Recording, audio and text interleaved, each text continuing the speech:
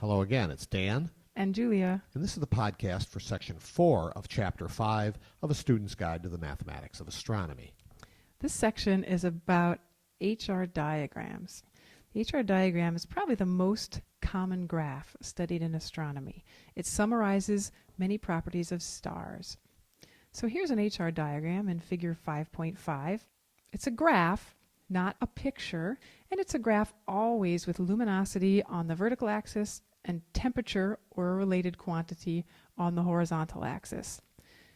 Every dot on that graph represents a different star, and notice that most of the stars fall in a trend running diagonally across the graph. That trend is called the main sequence. To understand this type of graph, it might help to think of an analogy involving people. Let's say you have a population of people and you decide you want to plot some of their characteristics in order to see if there are any trends or who's in an outlier group. So you decide you're going to plot their weight on the vertical axis and their height on the horizontal axis. Julia's going to start putting a few points in. These are some average people of average height and weight. There are some people who are a little taller. That means they're shifted to the right a little bit. They weigh a little more, so they're up a little above, they're a little higher in the height. And there are some people who are lower. That is, they're a little shorter than average, and their weight is a little lower. You might call that the main population group, but there's also possibly some groups of outliers. The people who are in the group she's drawing now have a higher height but a lower weight than the majority of the people. So those must be people who are tall and thin, basketball players, supermodels. There might also be outliers up here. Those are people who have a lower height and a higher weight than average. Those might include bodybuilders. So by looking to see where an individual falls on the graph, you can tell, are they a member of the main group in the population, or are they in one of the outlier groups? Now you may have noticed we don't have units on the axes of this graph. We did that deliberately in order to make a point. Consider the weight vertical axis. You could, of course, put units of newtons or pounds on that axis, but there's an alternative way of doing this, and that is to pick an individual. Maybe this is an average individual, and use that person as your reference. For example, we may pick a person, this one's Galileo. So Galileo has a certain weight, and we're going to assign a value of 1 Galileo to that particular weight. Now, the weight of everyone else in the population is going to be specified in terms of Galileos. So someone who's twice as heavy as Galileo has a weight of 2 Galileos. Someone who weighs half as much as Galileo has a weight of half a Galileo. So this is an alternative way of doing units on this axis involving not the standard units, but units tied to a reference that is one member of the group. And while the weight unit of Galileos was something we made up, real reference units are used in astronomy all the time. You can read about them in the subsection entitled Solar Units. Our sun makes a great reference. We have units called solar luminosities, solar radii, and solar masses. And you can see solar luminosities is, in fact, used to label the vertical axis of this HR diagram. It's very common. The luminosity axis increases up in the standard sense. The temperature axis, a little non-standard here, it increases from right to left. So pay attention to which direction the numbers are increasing. This is typical for HR diagrams. Now we're going to zoom in on these axes to help you get some practice reading the numbers. Notice the intervals are not evenly spaced, and they increase by factors of 10 instead of by factors of 1. We're zoomed in here to the vertical axis, and what we want to make sure you know how to do is to interpret the minor tick marks. Let's consider the tick marks between 1 and 10.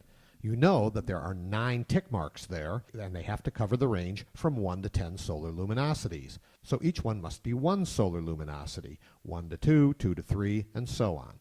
Now look at the next range above that. There, we have to go from 10 to 100, but again there are 9 tick marks. So in this case, 90 divided by 9 is 10 solar luminosities for each tick mark. So instead of going from 10 to 11, this graph goes from 10 to 20 to the next minor tick mark, and then 20 to 30, 30 to 40, and so on. And the group above that has to go from 100 to 1,000 in 9 tick marks. That's a range of 900 solar luminosities. Divided by 9 means 100 each. So each of these groups has 10 times the interval of the previous group. That's called a log 10 based axis. The horizontal axis works in a similar fashion, but it is slightly different. Notice in this case, the major tick marks have a value twice as high as the previous major tick mark. And there are 5 minor tick marks here. So for example, in the range from 5 to 10,000 kelvins, 5 minor tick marks, a range of 5,000 kelvins, those are 1,000 kelvins each. So to the left of 5,000 major tick mark, the minor tick marks go 6,000, 7,000, 8,000, and 9,000. To the left of that, you have to cover from 10 to 20,000, also in 5 tick marks. So each of those must be 2,000 kelvins. So the one to the left of 10,000 is in fact 12,000 kelvins. Now if you look to the right of the original group we looked at, those go from 2,500 to 5,000, once again with 5 tick marks. So 2,500 divided by 5 is 500, so those go from 2,500 to 3,000, 3,500, and so forth. This is called a log 2 scale because each interval from one set to the next is twice as big as the previous. So we've talked about the luminosity and temperature axes of the HR diagram, but one of the really powerful things about this diagram is that it shows trends in other physical properties that don't appear on the axes. One of those properties is radius, and you can read about that in the subsection called radius in the HR diagram. So here's an annotated version of the graph that shows lines of constant radius. So every point along this line has this radius.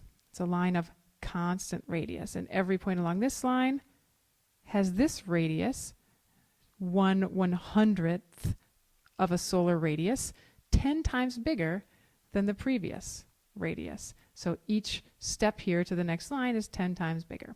So if you were to be asked, how many times bigger is the radius of a star at the top of the main sequence than a star at the bottom of the main sequence, you could see how the lines of constant radius fall. The ones at the bottom of the main sequence have a radius of 1/10 solar, and the stars toward the top of the main sequence fall along this radius line, which is 10 times solar. And so from 1/10 to 10 is a jump of 100 times in radius.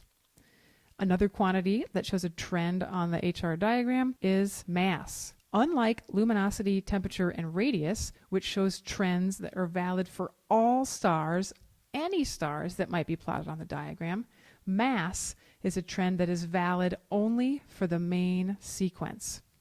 The highest mass stars on the main sequence are up here at the top left, and the lowest mass main sequence stars are down here at the bottom right.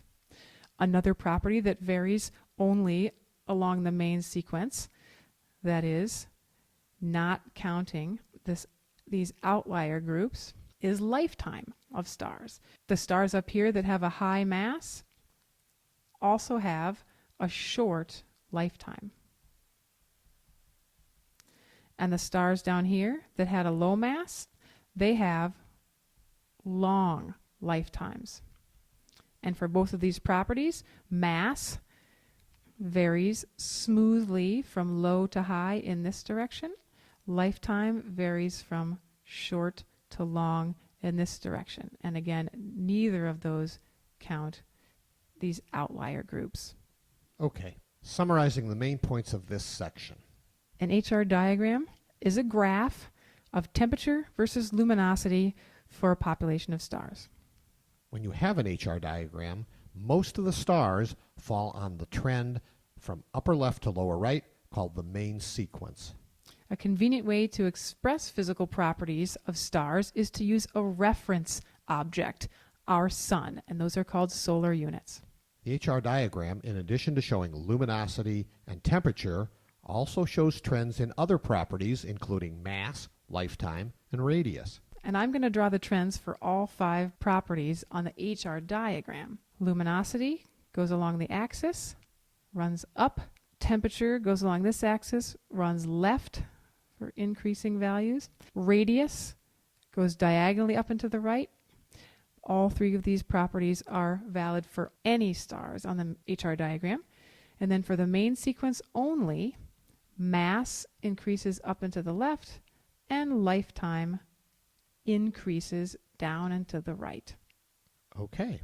There's a lot of information about the HR diagram in this section. You should read that. Thanks very much for watching our podcast. Thank you. Bye. Bye.